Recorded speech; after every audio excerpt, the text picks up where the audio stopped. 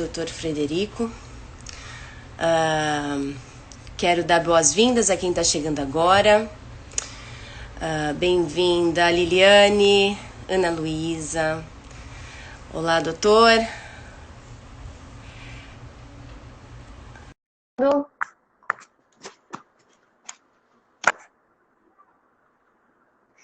aguardar. Tudo bem, doutor?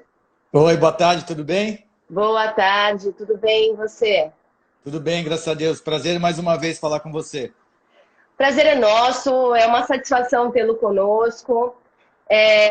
Hoje eu falo em nome do CEBAM, né, do Centro Brasileiro de Arbitragem Marítima. Eu já estou no CEBAM há 5 anos e sou sócia fundadora. E hoje eu atuo desde o início, na verdade, na tesouraria. Você está me ouvindo bem? Eu estou agora com um fonezinho sem fio. Estou ouvindo bem. Eu vou só posicionar o meu celular um pouquinho mais para trás. Isso, para ficar melhor. Muito bem. E eu vou dar um tempinho, doutor, só mais um minutinho para o pessoal ir entrando. E aí a gente já pode iniciar.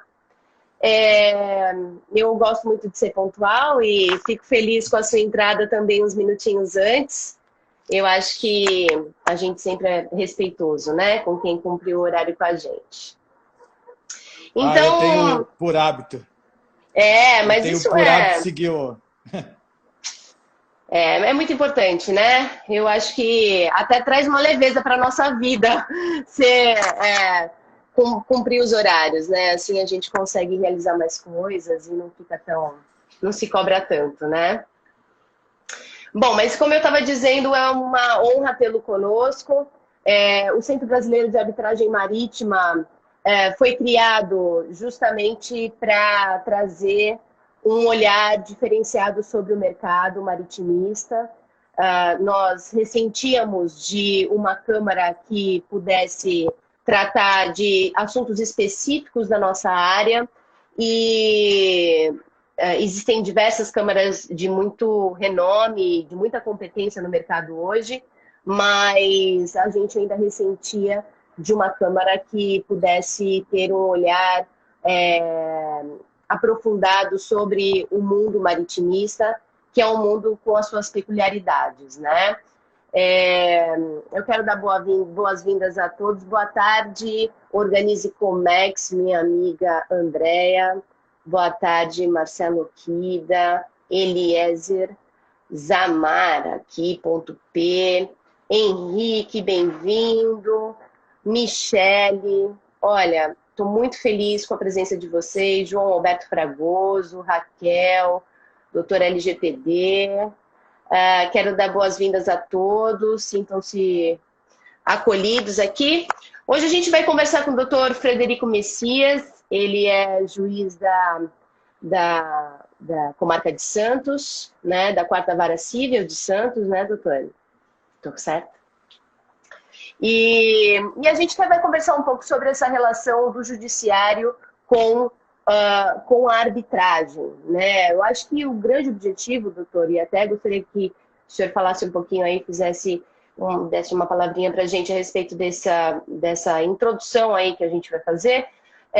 Eu acho que o meu grande objetivo é compartilhar conhecimento, desmitificar a arbitragem e também trazer esse olhar de que o judiciário ele também é uma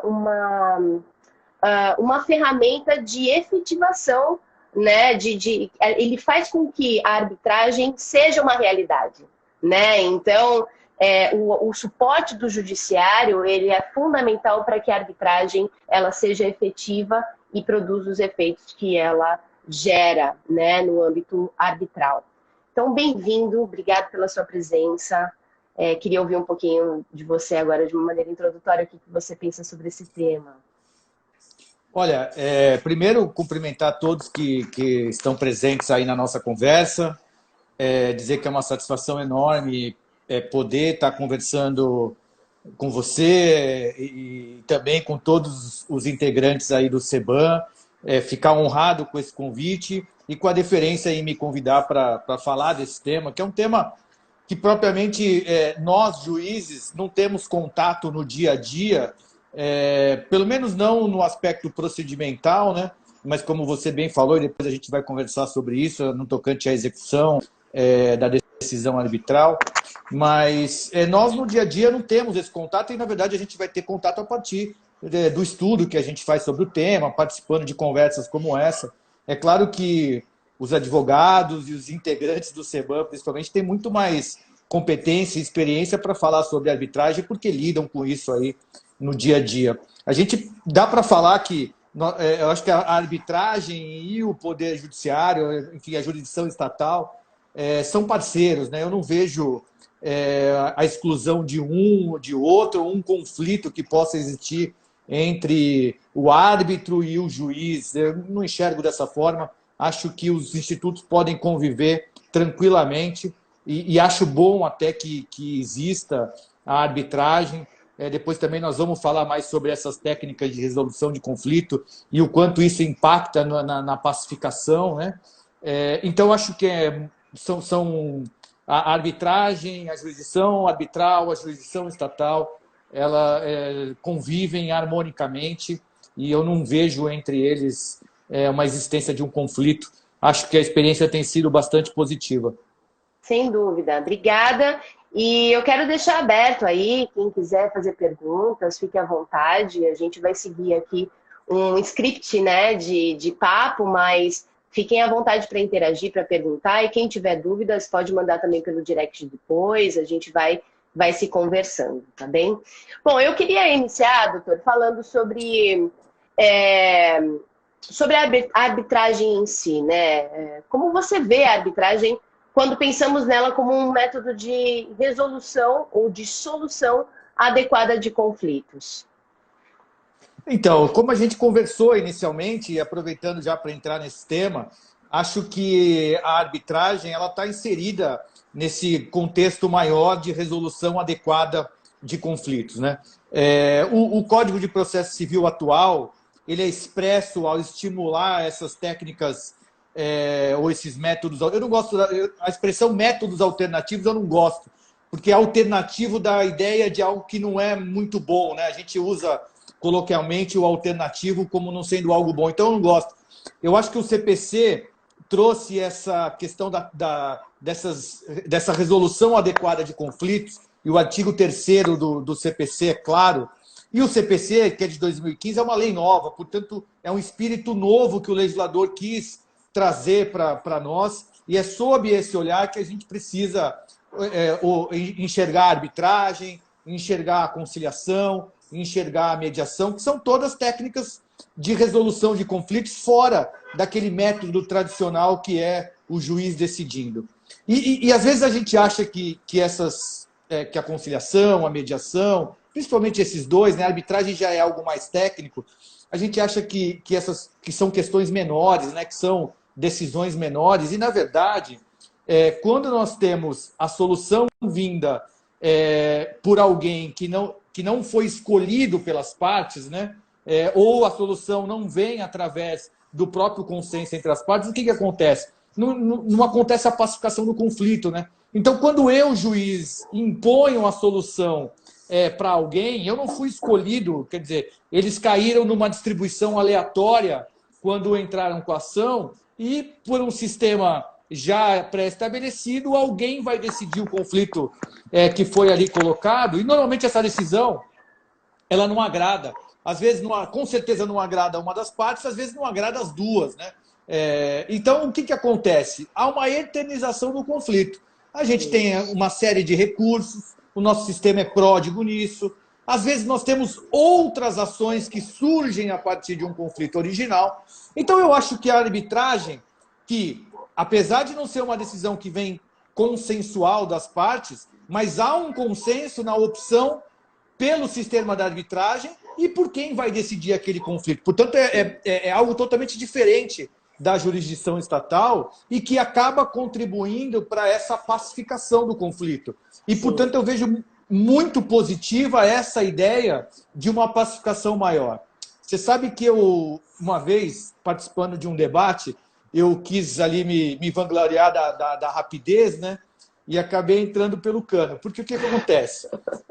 Eu falei, não, olha, às vezes uma audiência, uma mediação, ou hoje uma audiência inicial no Sejusc, que é o Centro de Solução de Conflitos, está demorando, às vezes, mais de 6 meses para ser designada. Eu falei, eu julgo o processo em 3 meses, como regra. Aí a pessoa que estava lá falando sobre a mediação, a conciliação, ela falou assim, tudo bem, você julga em 3 meses, isso tem um recurso para o tribunal, depois talvez um para o STJ, depois talvez um para o STF. Então, esse conflito que você julgou em 3 meses, pode ser que ele dure 10 anos. E ao passo que aquela audiência inicial de 6 meses, pode ser que resolva o conflito ali. Então, é dentro dessa perspectiva que eu acho que a gente tem que trabalhar esses institutos de resolução adequada de conflitos. Sem dúvidas. Eu gostei muito dessa sua abordagem pela cultura da paz, da solução, né? E é muito reconfortante ver que você, como representante do judiciário, entende assim, né? Então, na verdade, tem 2 aspectos interessantes com relação à arbitragem. Primeiro, quando você escolhe o judiciário, você não tem autonomia para decidir quem será o responsável por analisar aquele conflito e dar a decisão em nome, né? Um terceiro escolhido para dar a decisão e tentar solucionar o conflito, né? E uma outra questão que eu queria entender é a questão justamente da tecnicidade, né? Da especificidade dos temas, né? Já passando para o nosso próximo ponto, você acredita que as empresas elas têm optado pela arbitragem por entenderem que existe uma falta de conhecimento técnico em algumas áreas? Eu digo isso especificamente, por exemplo, com relação ao direito marítimo, né? Então, é uma área muito específica que quem está na comarca de Santos, em razão do Porto de Santos, tem talvez mais contato com essa realidade, mas quem vem do interior, que está iniciando carreira, que ainda não teve esse contato, pega um caso específico de uma avaria, de algo um pouco mais complexo, né? Que tenha que decidir, é um arcabouço legal muito específico, né? Então, como você entende essa procura pela arbitragem na questão de temas específicos? Eu acho que esse ponto tem duas questões que são primordiais e que me parece que levam as empresas, as partes, né, de um modo geral, a buscar uma solução através da arbitragem. Primeiro, essa questão técnica, sem dúvida, e outra é a questão da celeridade, né? Então, eu acho que esses 2 pontos em conjunto, eles acabam levando com que as partes façam a opção pelo sistema arbitral, né, pelo procedimento arbitral.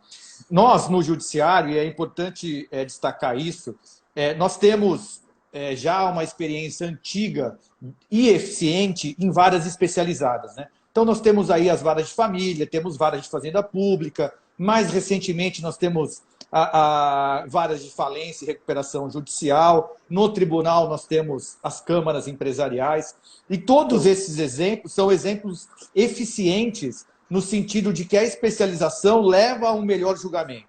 É claro que o juiz que trata de um assunto só, de um tema só, ele tem uma capacidade de se especializar naquele tema muito maior do que um juiz que atua em várias áreas, né? Então, sim, só para dar um exemplo, eu tenho que tratar da locação, eu tenho que tratar da indenização por dano moral, eu tenho que tratar do plano de saúde e, ao mesmo tempo, eu tenho que tratar de uma questão envolvendo o direito marítimo.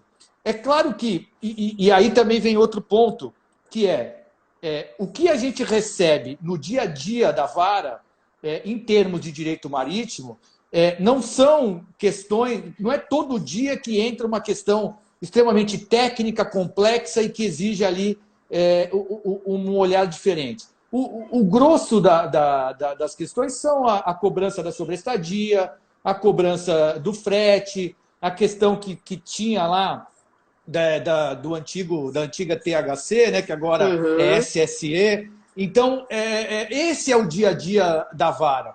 Agora, eventualmente, a gente se depara, como eu já me deparei, com aquele acidente do navio ancorado aqui na Barra, em que os contêineres caíram no mar, né? Foram ao mar Enfim, tinha a cláusula de arbitragem, tinha a jurisdição internacional, tinha a questão do tribunal marítimo, se suspende ou não suspende. Então, essas questões, e essas questões normalmente, elas envolvem um vulto econômico considerável.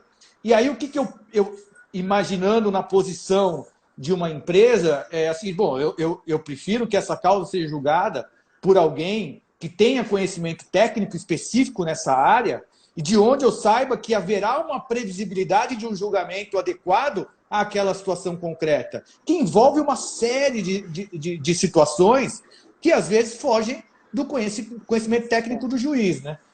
Então, uma outra questão, então, bom, mas pode fazer uma perícia, por exemplo. Mas mesmo a interpretação daquilo que o perito coloca no laudo exige um olhar diferente, exige um olhar de alguém que conheça da matéria. Uma leitura crítica, isso, né? Claro, porque não é porque o perito trouxe lá um resultado, uma conclusão, a gente sabe que vigora a relativização do laudo pericial, que o juiz tem que acolher. Então, para fazer esse olhar crítico, ele precisa conhecer. Então, por mais que a gente tente, eu já vi várias pessoas aí, eu não enxergo muitos que passam aqui, viu? Mas eu vejo muitas pessoas da área. Eu já tive visitando terminais portuários, eu já tive visitando a antiga Codesp, atualmente a Autoridade Portuária, para tentar conhecer no dia a dia, na prática, como é que funciona.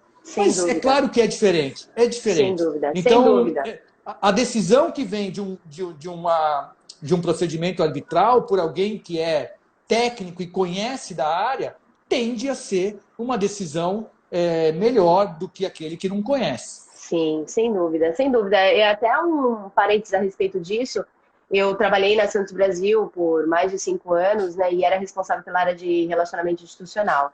E um dos grandes papéis nossos, enquanto terminal portuário, era receber comitivas, tanto de poder público quanto instituições de ensino do mundo inteiro, órgãos públicos brasileiros, para que eles pudessem entender a realidade, o que é o porto, né? Entender a dinâmica, entender o que está envolvido ali. Nós tínhamos o cuidado de fazer uma apresentação, inclusive, falando sobre a lei dos portos na época, né? Todas as nuances e mostrando essa relação entre navio, terminal, carga, né? E equipamentos e a parte operacional, que é bem interessante. Eu acho que esse mergulho sobre o negócio, né, maritimista, ele é fundamental.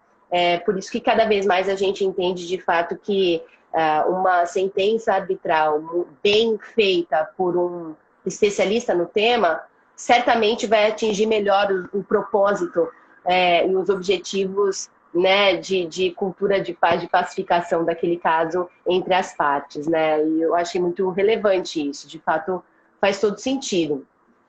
Agora, entrando um pouquinho mais na questão técnica, o árbitro, eu queria que a gente esclarecesse, porque a ideia agora é a gente começar a trazer essas nuances, né, da arbitragem, e eu acho que é bacana compartilhar com quem está aí acompanhando e segue a gente, cada vez mais entendendo melhor como que funciona a arbitragem comparado com o judiciário, né? O árbitro está obrigado a seguir os mesmos precedentes legais que o juiz é obrigado a seguir em sua tomada de decisão. Então, assim, o juiz ele tem o CPC ali para ele seguir, né? E toda a legislação, a Constituição Federal. Então, como é que funciona isso para o árbitro, né? Como é que eu posso ter a garantia de que os meus direitos estão sendo garantidos, né? Então, essa eu acho que é uma questão extremamente complexa para a gente responder. Não complexa do ponto de vista da explicação em si, mas da reflexão que ela traz.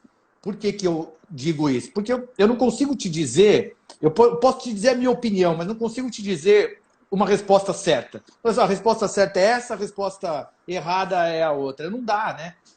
O bom do direito é isso, né? Aquela questão que você olha, duas pessoas olham para a mesma situação jurídica e tem conclusões absolutamente diferentes.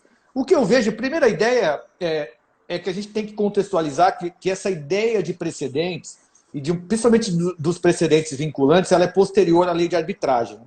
Então, a lei de arbitragem é anterior, essa ideia de um sistema de precedentes. Havia já aquelas súmulas vinculantes, mas hoje a ideia do sistema vinculante ela é muito mais abrangente do que era no sistema das súmulas vinculantes. Então, nós temos, de um lado, esses precedentes vinculantes que obrigam, e aí a diferença dos verbos é importante. Nós temos o chamado precedente persuasivo, que é aquele de observação, ou seja, ele não obriga o juiz, e falando na jurisdição estatal, ele não obriga o juiz a segui-lo. E nós temos aí, sim, os precedentes vinculantes, esses em que os tribunais e os juízes são obrigados a seguir, e aí, por isso, a diferença entre os verbos observar e obrigar. Dentro do contexto, há um entendimento no sentido de que a arbitragem estaria colocada dentro de um sistema maior do Estado Democrático de Direito, teria ali uma natureza de jurisdição e, portanto, ela não poderia ficar num universo apartado do sistema democrático de direito, e o árbitro, então, teria que respeitar os precedentes vinculantes das cortes superiores, porque senão isso significaria criar ali um sistema completamente fora daquele sistema maior que é o sistema do Estado Democrático de Direito. E a gente sabe que as decisões judiciais, seja da jurisdição estatal, seja uma decisão arbitral, elas, em última análise, visam a preservar essa ideia do Estado Democrático de Direito, no sentido de que a gente não faz justiça pelas próprias mãos, né? A gente se submete a um regramento mínimo. Agora, por outro lado, nós temos uma outra corrente que diz que não, né? Que a arbitragem é um sistema completamente diferente do sistema estatal. O árbitro não está obrigado, ele tem uma atuação completamente autônoma e, portanto, não estaria obrigado a seguir esses precedentes, nem mesmo os precedentes vinculantes das cortes superiores, porque, no entender dessa corrente, significaria igualar o sistema estatal ao sistema arbitral.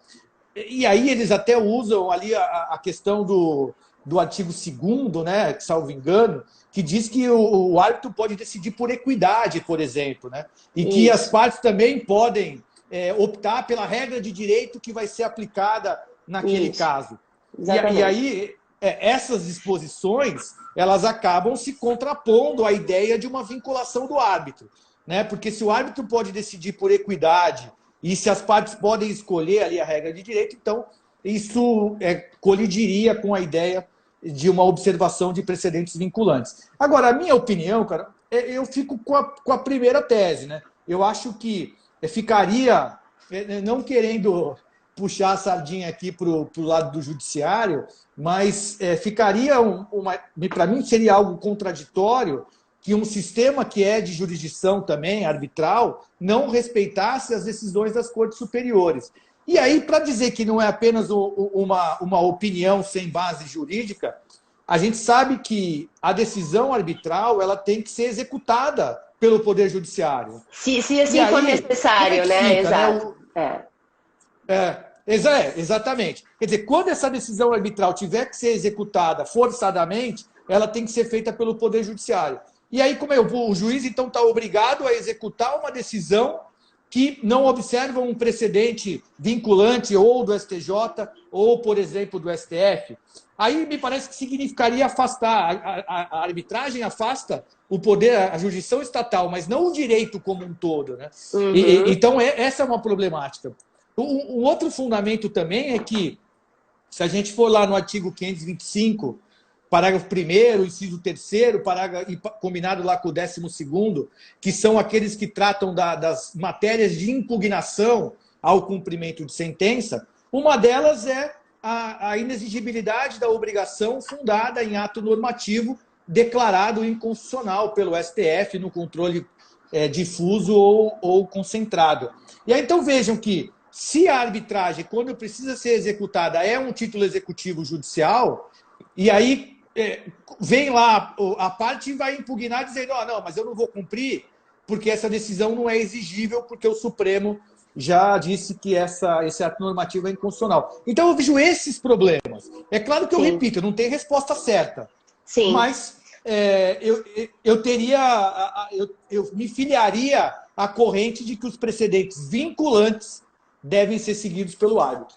E aí, doutor, só para a gente desengravidar, precedentes vinculantes, né? Quais seriam esses precedentes? Quais seriam as regras básicas, né? Eu costumo dizer que a Constituição ela não pode ser ferida de forma alguma, né? Então, ela precisa ser respeitada numa decisão arbitral. Na medida em que a gente começa a ferir a Constituição e questões básicas do artigo 5º, a gente começa a gerar uma nulidade na decisão arbitral, né? Então, quais seriam esses precedentes? Basicamente, são aqueles que vêm na sistemática dos recursos repetitivos, né? Hoje nós temos aos montes os recursos repetitivos, a sistemática dos recursos repetitivos, onde é votada e aprovada uma tese que vem a vincular o Poder Judiciário. O Supremo Tribunal Federal tem trabalhado também, a repercussão geral, na verdade, ela é um pressuposto de admissibilidade do recurso extraordinário, e o Supremo vem trabalhando com a ideia de vinculação das teses que são firmadas a partir de processos que entram na sistemática da repercussão geral. E aí nós temos também, além desses, as súmulas vinculantes, isso para ficar nos tribunais superiores, né? Então, as súmulas vinculantes, que na verdade já é uma ideia mais antiga, até anterior ao CPC. Mas se você veja que aqui a ideia do 525, ela não fala nem em precedente vinculante, né? Ela fala em ato normativo declarado inconstitucional pelo Supremo no controle concentrado ou difuso. Então, eu tenho uma dificuldade. É claro que, no mais das vezes, quando há um cumprimento voluntário da obrigação, nós não vamos ter esse problema, né? Porque a questão não vai chegar ao judiciário e ela vai parar. E tem um outro problema também, né? Que a gente também pode citar aqui, que é a questão lá de que a sentença arbitral não está sujeita ao chamado erro de julgamento, né? Então, ela não está sujeita a uma reforma, como é a sentença do juiz, por exemplo. Então, apenas aquelas questões de nulidade, lá do artigo 32, que podem ser levadas à apreciação do Poder Judiciário, mas o erro propriamente de julgamento, do mérito, que é o erro de injudicando, né, ele não está sujeito à reanálise. Então, talvez essas questões também não cheguem propriamente ao Judiciário, porque esbarrem aí nessa restrição do artigo 32, né? Sim, perfeito. E a gente já entra justamente nessa próxima pergunta que eu ia fazer, que é a questão da decisão arbitral, né? Até que ponto o juiz ele pode interferir, né? Então, qual é o momento que chega uma decisão arbitral para ser executada e você olha e fala, isso aqui eu vou demandar para execução ou isso aqui não pode prosperar? Quais são esses critérios que deve-se adotar e ter esse olhar crítico na decisão arbitral como um título executivo judicial para que ela não esteja ferindo nenhum preceito legal? Eu acho que, sem dúvida, a primeira regra que eu acho que é importante destacar é que o juiz não interfere, não pode interferir, não pode modificar de nenhuma forma o título judicial formado a partir da sentença arbitral. Ele recebe para execução e tem que dar seguimento. É claro que isso pode surgir alguns problemas, como a questão que a gente acabou de conversar. Mas para privilegiar e fortalecer a arbitragem, é preciso que a gente tenha esse olhar de que o juiz ele não rejulga o que foi julgado pelo árbitro. Então, essa questão do erro de julgamento ela não está sujeita a nova análise. O artigo 32, para mim, é claro, no sentido, as hipóteses listadas lá no 32, elas são, e para mim ali é um rol exaustivo, né? São claras no sentido de que nenhuma delas envolve o mérito do que foi decidido pelo árbitro. São nulidades, são formalidades que eventualmente não foram observadas e que podem ensejar aquela ação anulatória do artigo 33, que a lei também prevê, né? Agora, fora dessas hipóteses, me parece que o juiz não deve interferir no que foi decidido pelo árbitro, sob pena de enfraquecer a própria ideia da arbitragem, que é justamente prestigiar a decisão do árbitro, né? Nós Sim. temos, acho que uma outra questão interessante, que é aquela da cláusula vazia, né? Nós temos um gênero que é a convenção de arbitragem e nós temos ali a cláusula que pode ser cheia ou vazia, né? Que é o que a doutrina chama, cheia quando ela traz todos os elementos da arbitragem e necessários à instauração do procedimento de arbitragem, vazia quando ela só diz que as partes vão submeter a arbitragem e ponto, né? Quando surge conflito é que vem o problema, e aí o juiz está autorizado a interferir na forma do artigo 7º. Então, veja que sempre que o legislador quis que o juiz interferisse, a jurisdição estatal interferisse na arbitragem, ele foi expresso e disse quais eram essas situações. Fora disso, para mim, não deve interferir. Sim, e tem questões, por exemplo, que são básicas, né? Que devem ser, como eu disse, respeitadas com base na Constituição. E quando eu falo sobre princípio do contraditório, produção de provas, né? A isenção do árbitro, né? A imparcialidade dele, que tem aí pressupostos naquela decisão de que foram respeitados os direitos previstos em lei, né? Pelo menos na Constituição Federal. E aí, quando você falou sobre a cláusula vazia, né? Isso também acaba gerando um problema. A gente já teve casos de cláusula vazia que uma das partes optou por trazer o problema para o CEBAM. E é interessante, porque sempre que nós orientamos os nossos clientes enquanto escritório de advocacia, às vezes eles falam assim, não, doutora, vamos colocar aí que é arbitral, mas eu decido depois esse negócio da Câmara, né? E aí a gente orienta, olha, quanto mais específico você for, melhor. É preferível que você escolha uma Câmara e eventualmente você mude, que você tem liberdade para isso se a outra parte concordar, do que você criar uma cláusula vazia, que gera aí uma questão que vai ser, às vezes vai acabar batendo no judiciário, né?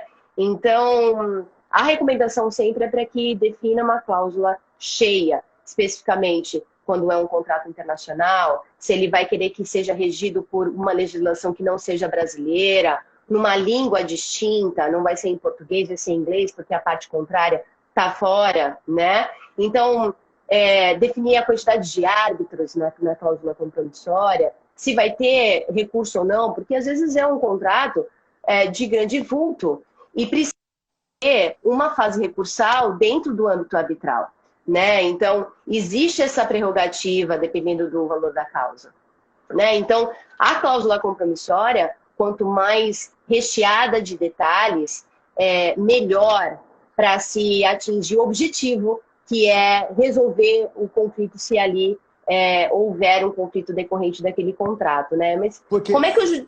Diga. Não, porque normalmente, eu acho que essa recomendação é essencial, porque normalmente a gente, quando está tudo bem, dá tudo certo, né? É isso. Quando surge o conflito, não dá nada certo. Aí é a letra fria, né? Quando dá tudo errado, é a letra fria, né? E a gente vai cair no problema, porque o que acontece quando dá tudo errado? E aí a gente está diante de uma cláusula vazia e a gente vai buscar lá no artigo 7º, a gente vai cair no mesmo problema, que é um terceiro dizendo como vai ser aquele procedimento. Né? Exatamente. E aí, então, quebra toda a ideia do sistema de arbitragem, que é aquela das partes escolherem o de autonomia. A forma. Exatamente. A gente cai nesse problema de novo. Né? E como é que funciona quando isso acaba, quando essa cláusula vazia, esse contrato que precisa ser resolvido e acaba chegando no judiciário casos como esse com cláusula vazia? Aí o próprio artigo 7º, ele acaba trazendo ali, né, meio que um passo a passo de como isso vai funcionar. Né? A outra parte é citada para comparecer em juízo, o juiz, veja, de novo, a gente parece que está na jurisdição estatal, né? Então, a parte é citada, comparece, o juiz tenta primeiro, segundo a lei, uma solução do próprio litígio, e se não é possível, então ele tenta uma composição acerca do procedimento arbitral, e se isso também não for possível, o próprio juiz, nos termos do artigo 7º, é que vai definir o conteúdo da cláusula que era vazia, então o juiz vai tornar essa cláusula cheia, dizendo como é que vai ser esse procedimento. E aí a gente cai no problema da falta de autonomia, de um terceiro dizendo como vai ser, enfim, aquilo que era originalmente para ser um consenso das partes num procedimento que viria a trazer uma decisão mais célere e mais, entre aspas, justa, a gente acaba tendo a interferência do juiz, um terceiro que eles não escolheram, definindo como é que vai ser o procedimento da arbitragem. Então, eu acho isso, do ponto de vista das partes, muito ruim. O ideal é isso que você trouxe, de antecipadamente fazer a cláusula cheia para evitar problemas futuros, né? Sim, com certeza. Eu queria aproveitar para dar boas-vindas, ainda tem gente chegando aqui no nosso papo, Magno Gomes, a Cristiane Henriques, Fernando, Thaís, Murilo, bem-vindos. Fiquem à vontade para interagir quando sentirem necessidade. E eu queria falar um pouquinho sobre... eu perguntei para você a respeito da decisão arbitral. Eu tenho aqui no nosso script. Como o Poder Judiciário deve proceder quando as partes querem instaurar o procedimento arbitral com a cláusula vazia? Ok, a gente já conversou. E a respeito da competência, isso é um assunto muito interessante. É possível relativizar esse princípio da competência, ou seja, existem exceções à regra da competência absoluta estabelecida pela adoção da cláusula arbitral, porque a gente costuma dizer, olha, escolha bem quando você decidir colocar a cláusula arbitral compromissória dentro dos seus contratos, é uma decisão sem volta, né? Você teria que rescindir aquele contrato, fazer um novo para deixar de prevê-la, né? Se chegar para uma discussão do contrato e tiver a cláusula compromissória, ela prevê uma competência absoluta. Então, será que existem exceções a essa regra? Como é que você vê essa possibilidade de eu driblar essa competência absoluta da Câmara Arbitral para eu poder cair no judiciário? Porque tem muitos que querem, né? Que têm essa intenção de discutir no judiciário e não no âmbito arbitral.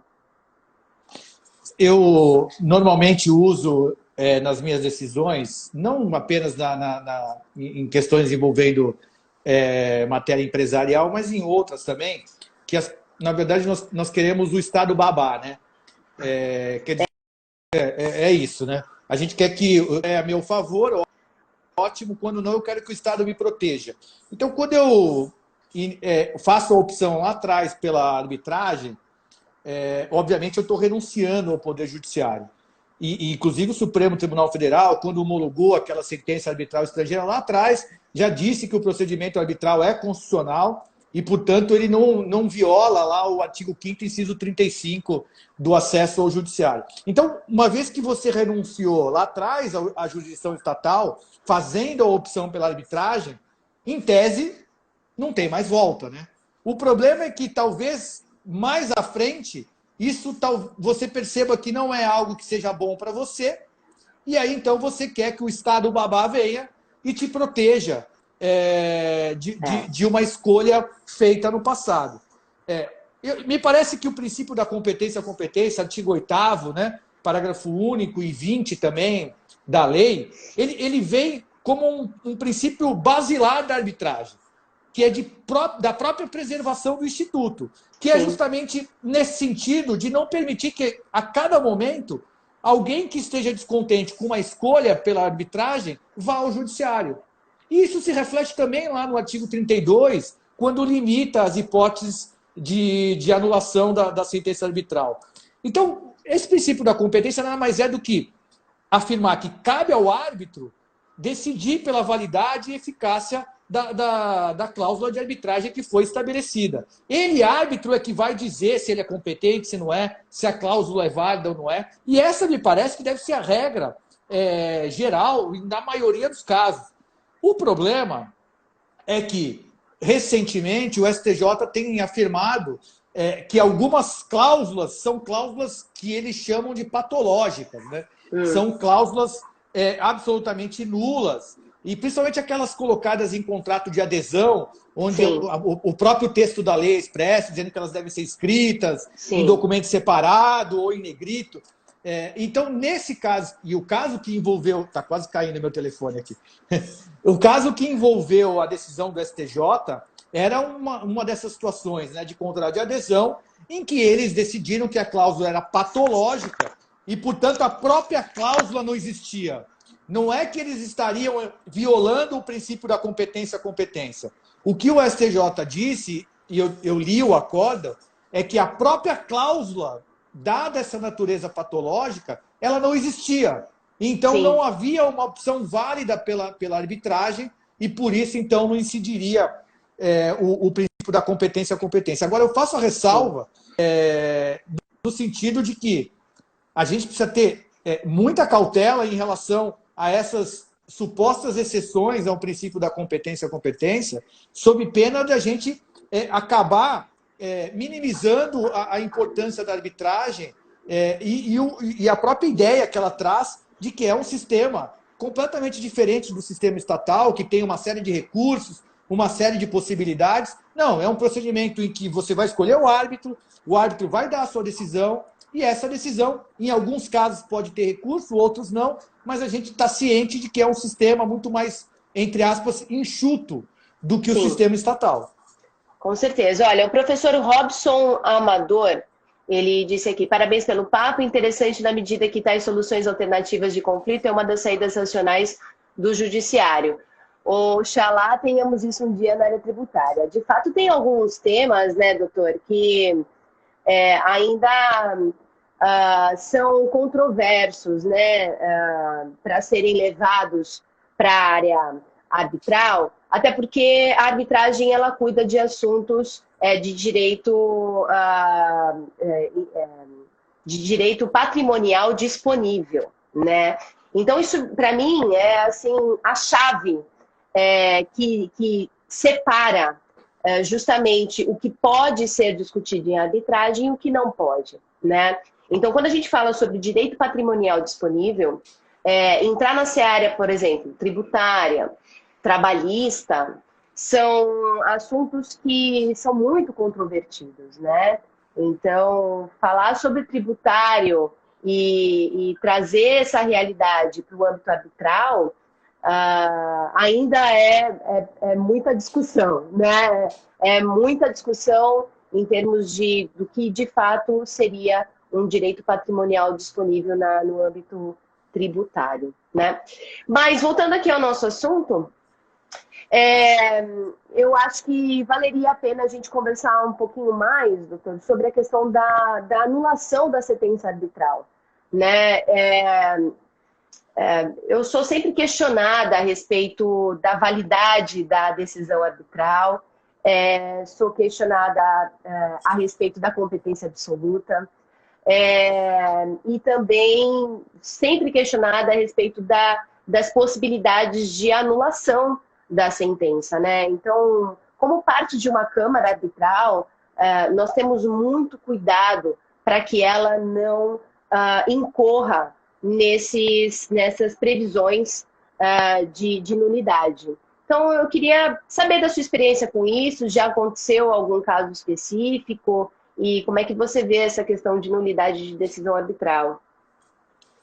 Na verdade, essa é outra questão que eu acho que a gente volta na mesma ideia do princípio da competência, no sentido de que a gente deve enxergar o artigo 32 e os incisos dele de maneira absolutamente excepcional, né? Aliás, fica muito claro, como eu já disse, na leitura do 32, de que os incisos são hipóteses de formalidades ou de inexistência de algum pressuposto necessário à própria existência do procedimento.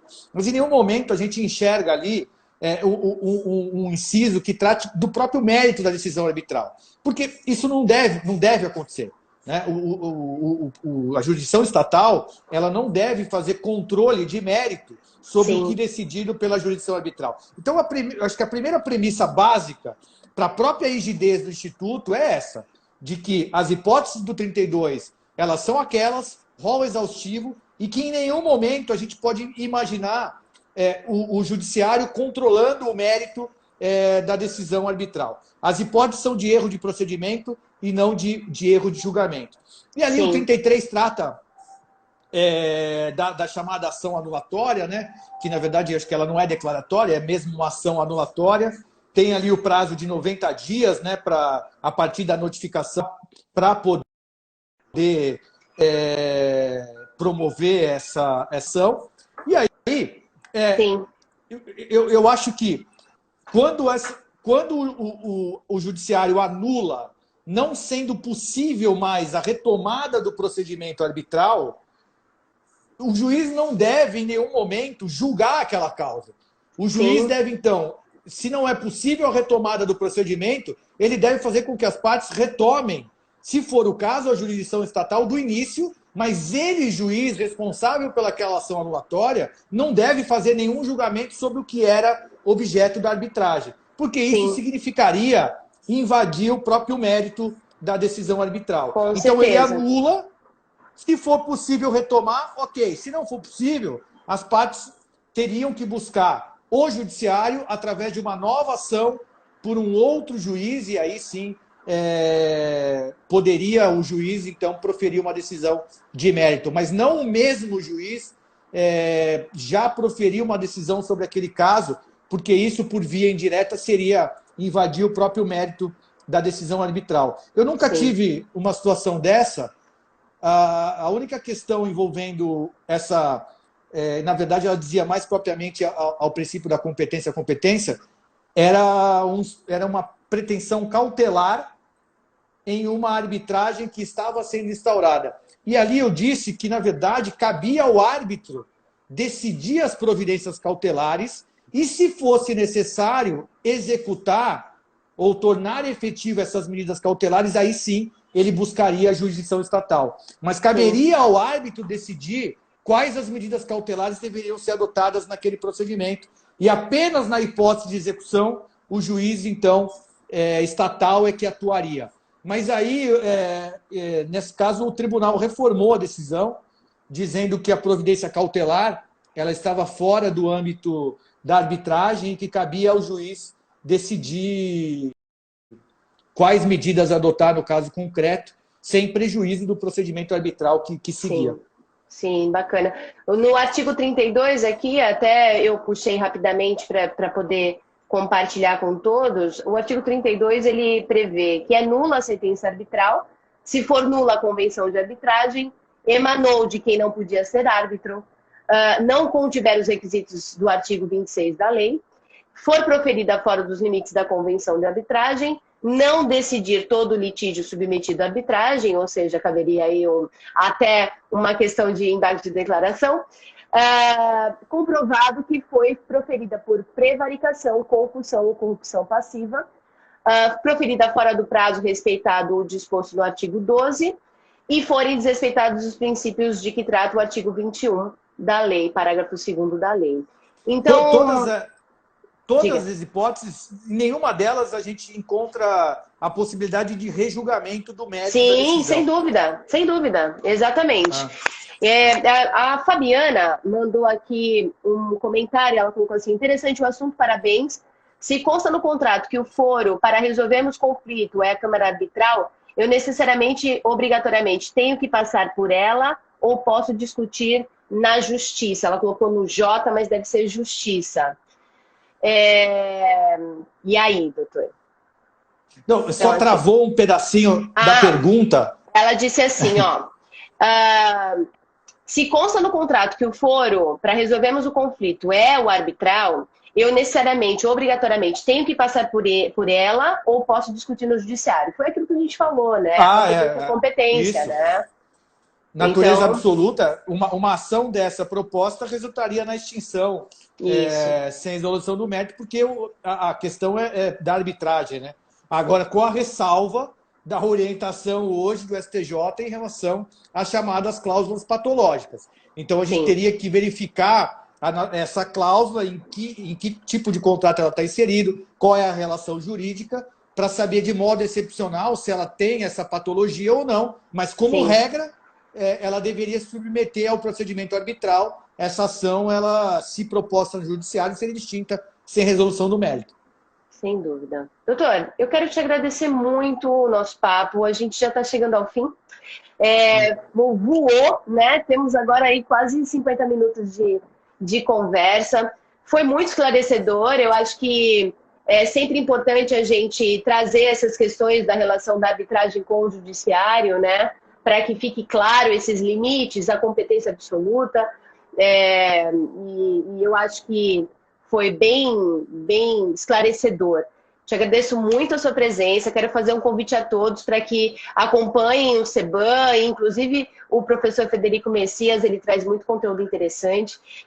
Então sigam a gente, compartilhem informação, tragam suas dúvidas e usufruam desses ambientes de solução de conflito, porque eu acredito muito nessa cultura de pacificação, que é muito diferente de quando você transfere para um terceiro a responsabilidade de resolver os seus problemas, né? Então, quando você escolhe câmaras de arbitragem, às vezes você pode já fazer uma mediação antes de entrar para a arbitragem, né? Fazer uma conciliação antes de entrar e escolher um árbitro para resolver a sua questão. Mas se assim o fizer, que seja alguém especializado, e é isso que o CEBAM traz, um ambiente de profissionais capacitados dentro da área do direito marítimo, para que as partes se sintam mais à vontade com a decisão que é proferida. Obrigada pela sua presença. Foi um prazer tê-lo aqui e seja sempre bem-vindo. Para mim foi um prazer enorme poder conversar com todos que participaram, né? Agradecer todos que participaram, agradecer a você pela condução, aliás, é covardia, né? Porque você é jornalista, então a condução é sempre mais fácil e deixa a gente muito mais tranquilo. Então, para mim foi eu convidar todos para seguir aí o perfil do Instagram, que é o Prof. Fred Messias, e o canal do YouTube também, Professor Fred Messias. Talvez esteja faltando lá, e eu prometo, compromisso aqui assumido, um vídeo sobre arbitragem. Legal, bacana. Manda pra gente que a gente também compartilha com